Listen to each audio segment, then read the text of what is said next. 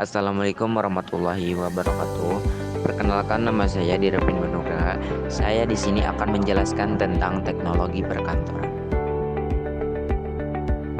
Untuk materi pembelajaran kali ini, satu, perkembangan teknologi perkantoran, kedua, otomatisasi perkantoran, dan yang ketiga, kantor virtual atau virtual office. Untuk yang pertama yaitu perkembangan teknologi perkantoran. Satu, pengertian teknologi perkantoran. Istilah teknologi perkantoran berasal dari dua kata, yaitu teknologi dan kantor. Teknologi berarti ilmu tentang keterampilan, sedangkan kantor adalah tempat berlangsungnya pekerjaan, kegiatan administrasi. Teknologi perkantoran itu sendiri adalah peralatan bantu untuk manusia dalam melakukan tugasnya dalam kegiatan administrasi. Pekerjaan kantor berdasarkan artikulasi administrasi meliputi kegiatan mencatat, surat menyurat, pembukuan ringan, ketik mengetik, agenda dan sebagainya yang bersifat teknis ketatarusahaan. Pengaruh perkembangan teknologi perkantoran. Dampak positif dari adanya teknologi perkantoran. Satu, meningkatkan mutu kerja, meningkatkan gairah dan kedisiplinan kerja, meringankan tenaga dan pikiran pegawai, mempercepat penyelesaian pekerjaan, menyederhanakan prosedur kerja, meningkatkan mutu hasil pekerjaan kantor. Untuk dampak negatif dari adanya teknologi perkantoran yaitu satu, mengurangi penggunaan tenaga kerja atau menambah pengangguran.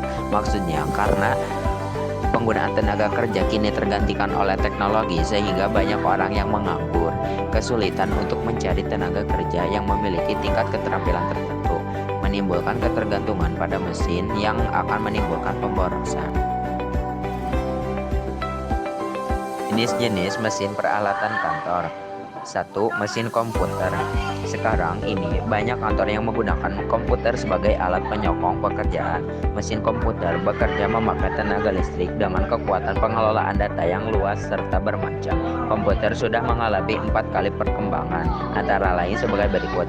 Mesin generasi pertama tahun 1946 sampai 1959 tabung vakum. Kedua, komputer generasi kedua 1959 sampai 1965 transistor. Ketiga, komputer generasi ketiga 1965 sampai 1971 sirkuit terintegrasi. Keempat, komputer generasi keempat 1971 sampai sekarang mikroprosesor. Jenis-jenis mesin peralatan kantor. Satu, mesin komputer. Sekarang ini banyak kantor yang menggunakan komputer sebagai alat penyokong pekerjaan.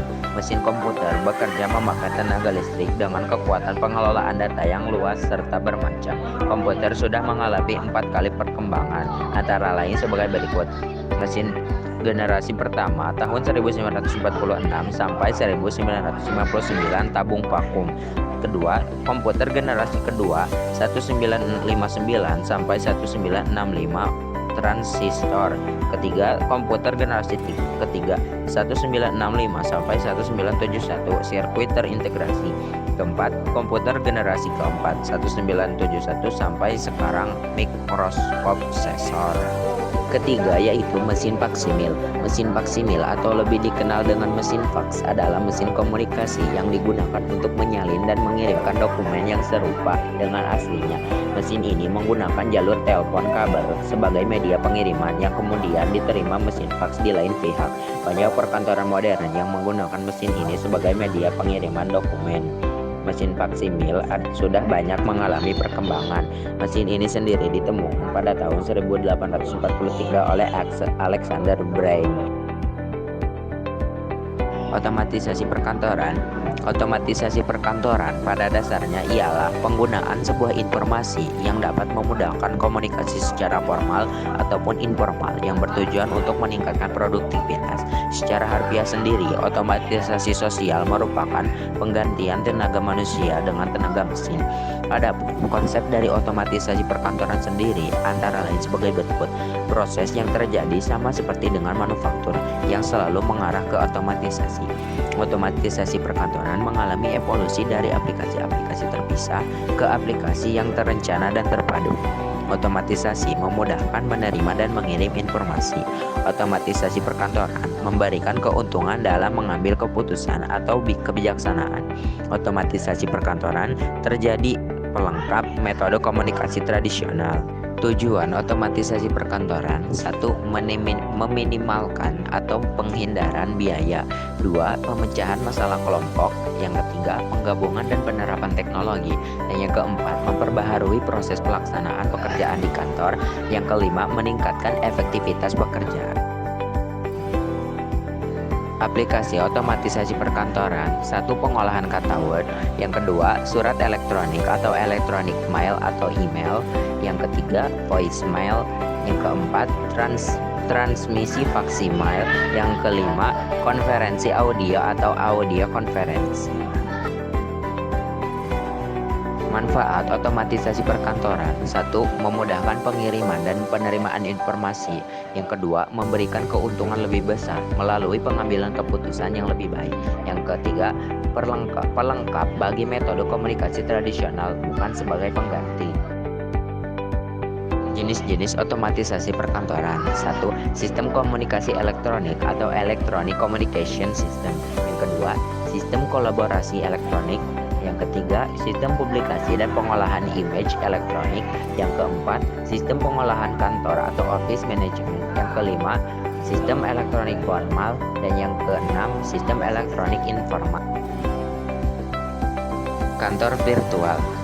Pengertian kantor virtual: kantor virtual atau virtual office adalah ruang kerja yang berada di dunia internet atau dunia maya, di mana seseorang dapat menyelesaikan sesuatu bisnis, profesional, atau pribadi tanpa harus memiliki kantor berupa bangunan. Kantor virtual merupakan bentuk suatu aplikasi layanan kantor secara online. Pengaturan operasional dan fungsional kantor virtual dapat dilakukan dengan media komputer, laptop, smartphone, dengan melalui akses internet. Pekerjaan kantor dapat dilakukan di lokasi geografis maupun selama tempat kerja berada terhubung dengan lokasi tetap perusahaan melalui komunikasi elektronik. Manfaat kantor virtual: 1. Efisiensi waktu. Jelas, dengan adanya kantor virtual atau virtual office, kita tidak terpaku bekerja di suatu tempat dengan jam-jam tertentu, sehingga mengurangi waktu yang tidak begitu perlu, seperti waktu untuk perjalanan menuju ke kantor dan lain sebagainya. Yang kedua, efisiensi tempat. Dengan virtual office, Anda tidak perlu memerlukan tempat untuk menjalankan bisnis, karena semuanya sudah tertata melalui virtual office.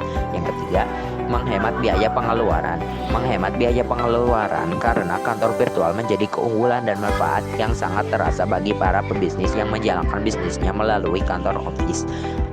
Karena dengan begitu kita bisa menghemat biaya gedung atau sewa milik sendiri, maintenance, listrik, transportasi, dan biaya-biaya lain yang ada pada kantor konvensional atau yang real atau nyata. Kelebihan kantor virtual: 1. Pengurangan biaya operasional perusahaan seperti lokasi dan ruang tempat usaha. Kedua, rapat atau pertemuan dapat dilakukan melalui telekonferensi atau video konferensi. Ketiga, pengurangan halangan aktivitas kerja seperti hujan, macet, tempat jauh sudah tidak dapat lagi menjadi alasan untuk tidak bekerja. Kekurangan kantor virtual: 1. Kurangnya interaksi karyawan dan pemilik usaha. Kedua, sering terhambat masalah teknis. Dan yang ketiga, karyawan menjadi kurang fokus. Yang keempat, karyawan merasa kesepian. Sekian dari saya, kurang lebihnya mohon maaf. Wassalamualaikum warahmatullahi wabarakatuh.